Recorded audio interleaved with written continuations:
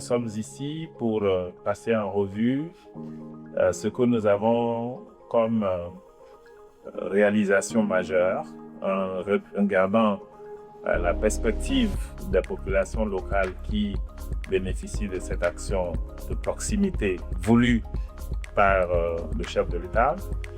Et pour nous, le chemin parcouru reste plein de leçons et nous espérons que cette réunion va nous permettre de voir comment est-ce qu'on peut transformer ces leçons en actions concrètes afin de corriger le tir là où c'est nécessaire et de s'assurer donc qu'on continue résolument à avancer vers l'objectif qui est d'apporter le service au plus près des populations.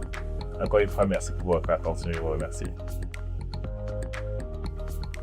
C'est pour moi un honneur de prendre la parole ce jour à l'occasion de la tenue de la 4e réunion du comité de pilotage du programme de développement local de 145 territoires qui pour la première fois se tient conjointement avec celle du projet d'appui à l'agriculture durable. Je voudrais avant toute chose vous exprimer toute ma reconnaissance pour votre présence et pour la constance de votre engagement qui traduisent notre volonté commune d'œuvrer en faveur de l'amélioration durable des conditions de vie de nos populations et de la transformation structurelle de notre pays, la République démocratique du Congo.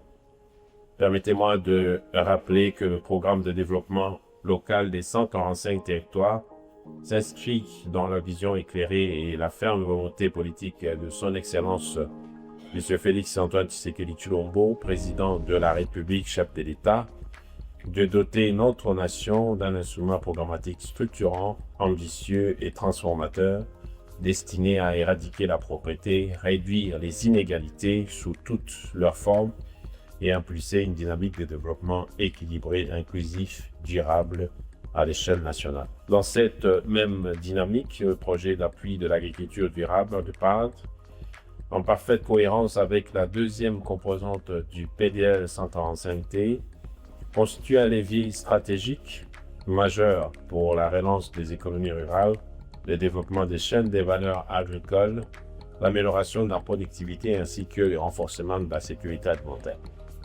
À cet égard, le comité de pilotage que nous tenons aujourd'hui s'impose comme un cadre privilégié de concertation, de coordination et d'orientation stratégique, réunissant donc les ministères du Plan et de la coordination de l'aide au développement, le PNUD, le Programme des Nations Unies pour le développement, les ministères sectoriels concernés, ainsi que de l'ensemble des partenaires impliqués ici. La rencontre de ce jour vise à examiner et à approuver le plan de travail budgétisé et actualisé pour la période 2026-2027, à valider les chronogrammes de mise en œuvre en lien avec le nouvel échéancier de décaissement du PDL 145C et ainsi que de discuter, de s'approprier et entériner les conclusions du comité technique du projet d'appui de l'agriculture durable.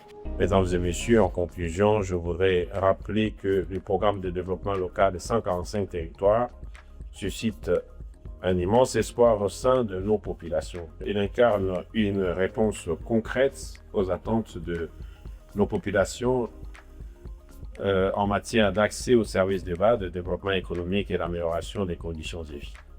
Cet espoir constitue pour nous une responsabilité collective. Il nous engage à redoubler l'effort, à renforcer notre engagement et à faire preuve des rigueurs de coordination et de détermination dans la mise en œuvre de ce programme.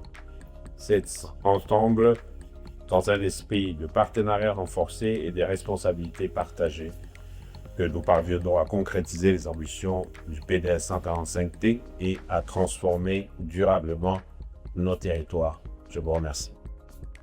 L'engagement du PNUD 2024-2025. Pour revenir sur les engagements, nous avons donc les deux composantes seulement qui ont démarré jusqu'à présent. La composante 1 relative à la promotion, la construction des infrastructures socio-économiques de base et la composante 2. Au niveau de la composante 1, le message clé à retenir, c'est qu'aujourd'hui, nous avons 764 infrastructures que le PNUD devait mettre en œuvre au niveau de la phase 1, réparties en 631 en phase 1 et 133 au niveau de la phase 2. C'est un projet qui vise à accroître rapidement et durablement la production agricole dans une optique de développement des chaînes de valeur inclusives et en passant par la mise à disposition des semences et des boutures de qualité auprès des agriculteurs et en appuyant aussi les infrastructures de stockage et les unités de transformation au niveau des sites stratégiques et aussi en favorisant la production de maïs dans la zone d'intervention du programme. Ça permet au ministère de l'Agriculture, qui n'a pas que celui-ci comme programme pour l'appui aux agriculteurs, de pouvoir calibrer ces interventions. Donc les zones qui sont déjà concernées par exemple par la distribution de semences de pâtes ne seront plus concernées par les autres distributions que nous faisons à l'écart du ministère. Ça permet également au ministère, à travers les SENACEM qui encadrent ces agri-multiplicateurs, effectivement, de choisir le bon et de pouvoir éviter les saupoudrages. De tous les programmes qui interviennent au ministère, pour cette saison ici par exemple, il n'y a que du côté de PAD que nous avons, en tant que ministère, une satisfaction à terme des résultats atteints, d'acteurs atteints et de ce qui se passe sur terre.